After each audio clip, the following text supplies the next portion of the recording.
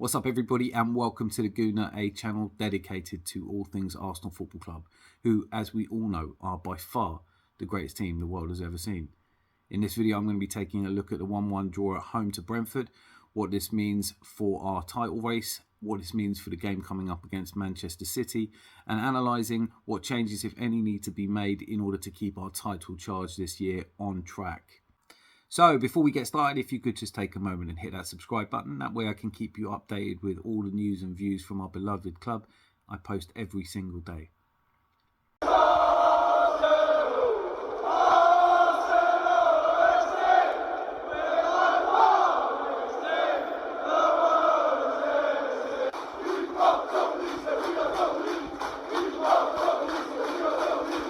So, Arsenal 1, Brentford 1. There's no hiding that is a disappointing result. We have been promised all week by the players that there was going to be a bounce back after the Everton defeat, and there was no bounce back. There was no bounce. We were as flat as last week's lager. Now, it is worth saying that Brentford are, of course, a good team. They're no pushovers. They don't concede much. They are well drilled, well marshalled, and on a great run of form, full of confidence.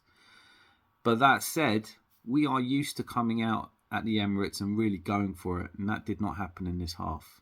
One of the most disappointing things about this result is it's probably fair on the balance of play. In fact, Brentford could easily argue that they should have been 1-0 up if they'd taken their chances, possibly even 2-0 up.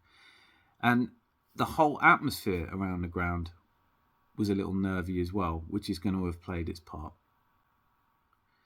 One of the key things that you can take away from this match is that Arsenal are starting to look like a team that need a new set of ideas when they're playing against a team that are never going to play out from the back, and just as Brentford did, are going to really pack that midfield, as well as teams who have a tough striker up front. And I think you have to give it to Ivan Toney, much as I hate to, and I'm doing it through gritted teeth. He was in really good form today, and probably, you'd have to say, deserved his goal. So what has happened? Now, I know that there's going to be a lot of people saying we should have changed the side. I didn't feel that we should. I felt that Arteta did exactly what I wanted him to do, and he sent out the same team. But this is the youngest team in the Premier League at the moment, with no experience whatsoever of winning championships. And I think what we're seeing is a little bit of nerves and a little bit of fear of loss kicking in. I thought it was really interesting after the Everton game, and I was full of praise for the fact that Arteta came out and said he loved the team more than he had before. And his reasoning for that was very clear. It was easy, he said, to love a team when they're winning. It's how you support them when they have an off day that matters. He did say, though, in the press conference before this game, that doesn't always reflect what he actually says to the players in the dressing room. And I think there would have been some stern words after today.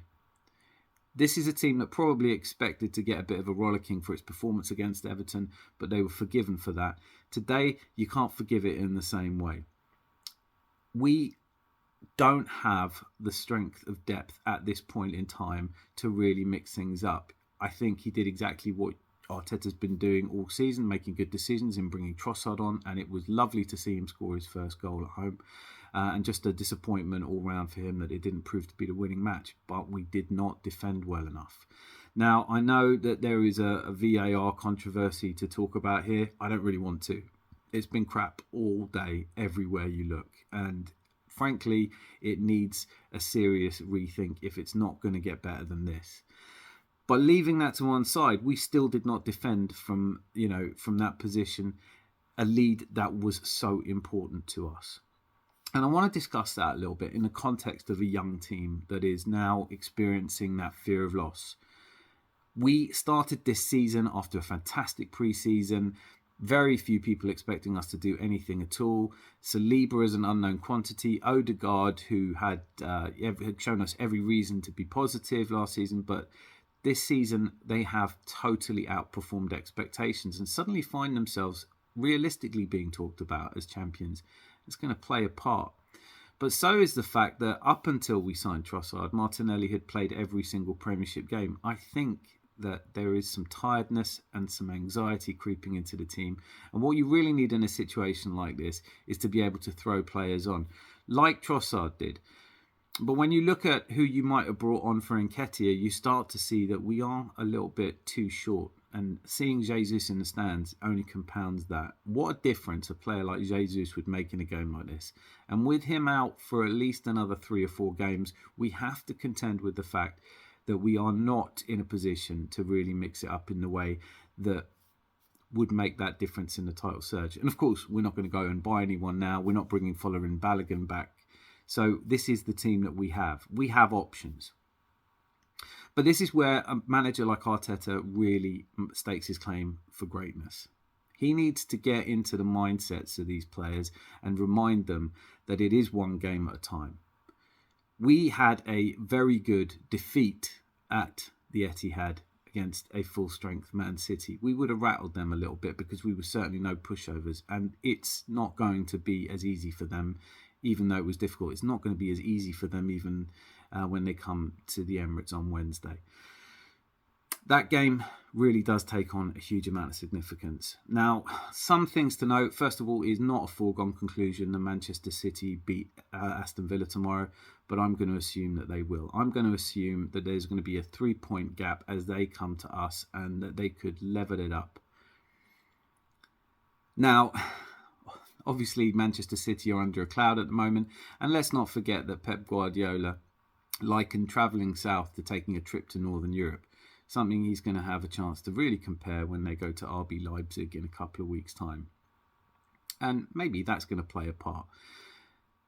Maybe Manchester City will go into the game tomorrow with a little bit of anxiety that it's theirs to lose again. This fear of loss bouncing between the top 2 teams is not unusual in a title race. Whatever else does happen on Wednesday when we meet Manchester City, and of course that game has grown in importance, one thing that is not going to happen is nobody is going to win the league. Win, lose or draw on Wednesday, there are a lot of games still to play. What's going to be most important is how Arteta builds the confidence and shows the love.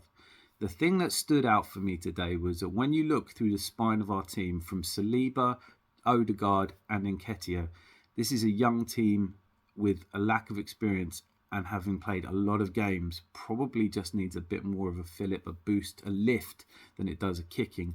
But I do still think that Arteta is going to have to address some key issues. We have to be confident. We have to believe in ourselves.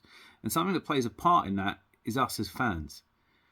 It's really galling for me to see a team that has given so much and given us so much to be proud of, getting a lukewarm reception at home, because it wasn't a great atmosphere, but also in the post-match, how many people have been quick to come out and say it's not good enough and they want wholesale changes. I can't do that because, as I mentioned, I said yesterday in the pre-match video I did, click the link if you haven't watched it yet, I wanted to see us come out with a stable first starting 11, and he did exactly that.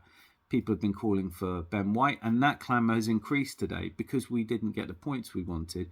People are looking for easy scapegoats. I don't think Ben White played a terrible game today, and I don't think you necessarily want to be bringing Tomiyasu in against Manchester City.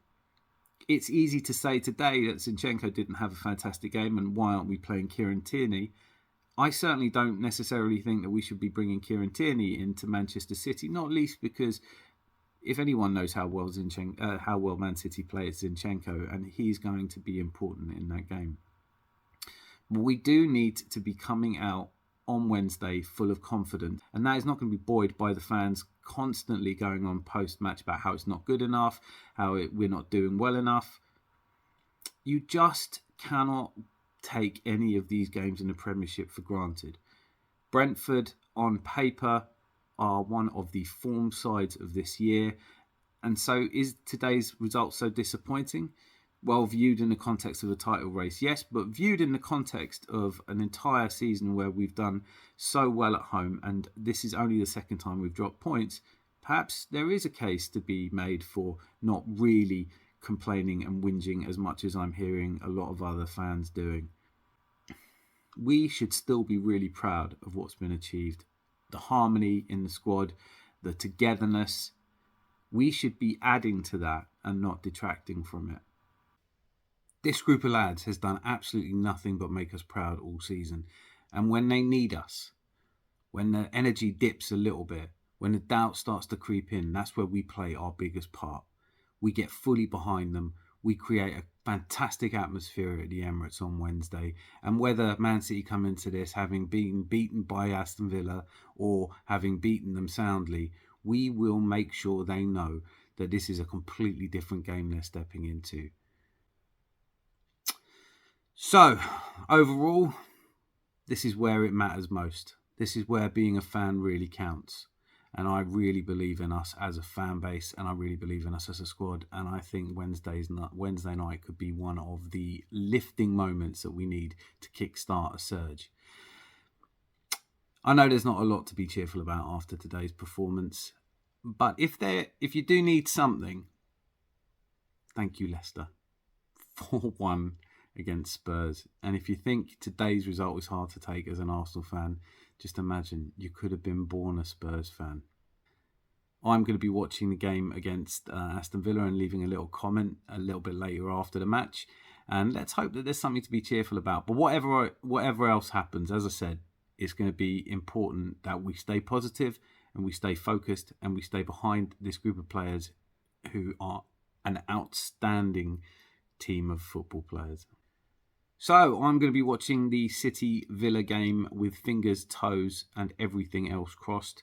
And who knows, the way City have been playing in recent weeks could well be a kind of result that the Spurs game was last week and readdresses how we feel about today's result. But whatever happens, it's still in our hands, and Wednesday is an exciting and mouth-watering prospect to look forward to. So if you enjoyed the video, please do hit like. It means an awful lot to a channel that's just starting out.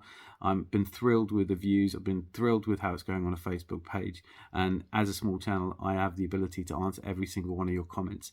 So let me know what you think, and I'll see you later on for the post-match analysis of Manchester City.